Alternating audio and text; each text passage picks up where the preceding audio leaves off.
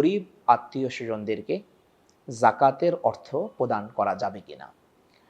গরিব আত্মীয় স্বজনদেরকে জাকাতের অর্থ প্রদান করা যাবে কিনা এটি আমাদের প্রায় জিজ্ঞাসিত একটি বিষয়।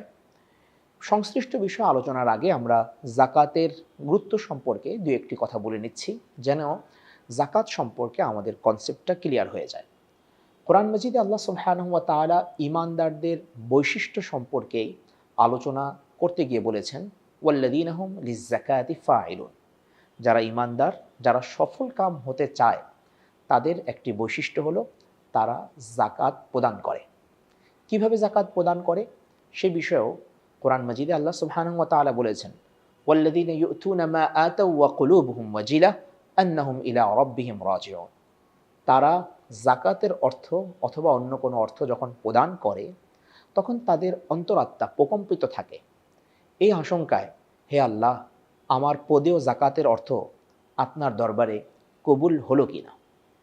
তো জাকাত দেওয়ার সময় এরকমের একটি চিন্তা, এরকমের একটি সুচিন্তা অবশ্যই সাধুবাদ পাওয়ার যোগ্য।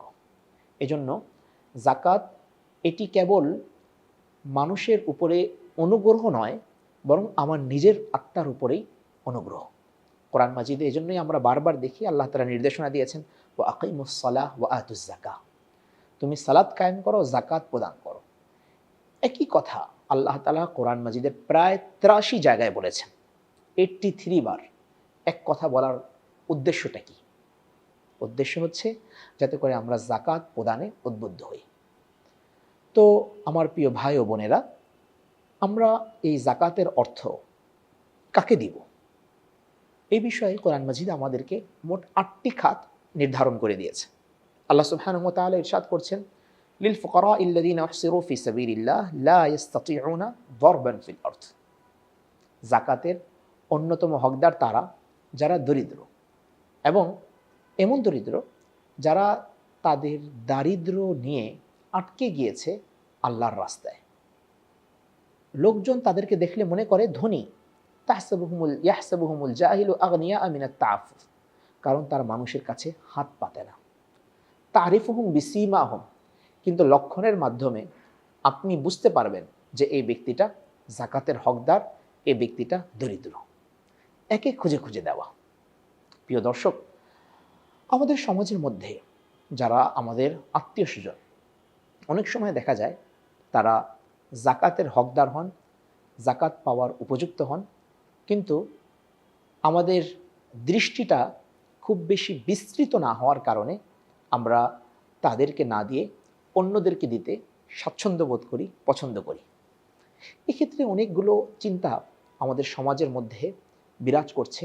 এর একটি চিন্তা হচ্ছে এরকম যে, অপরিচিত কোনো মানুষকে যদি আমি জাকাত প্রদান করি, তাহলে সেখান থেকে একটা রিটার্ন পাওয়ার আশা আছে। রিটার্ন সব সময় টাকা হিসাবে কিন্তু আসে না।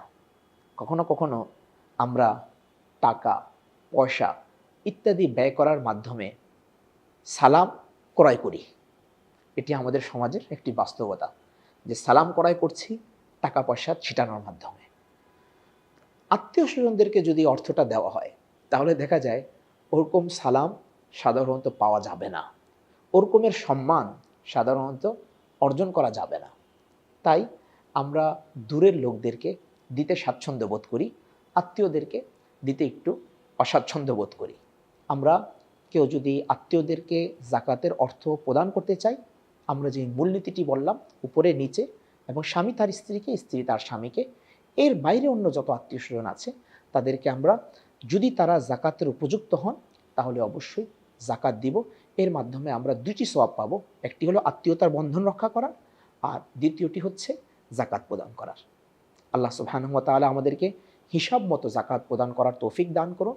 আমিন। ওয়া আখির দাওয়ানা আলহামদুলিল্লাহি রাব্বিল আলামিন।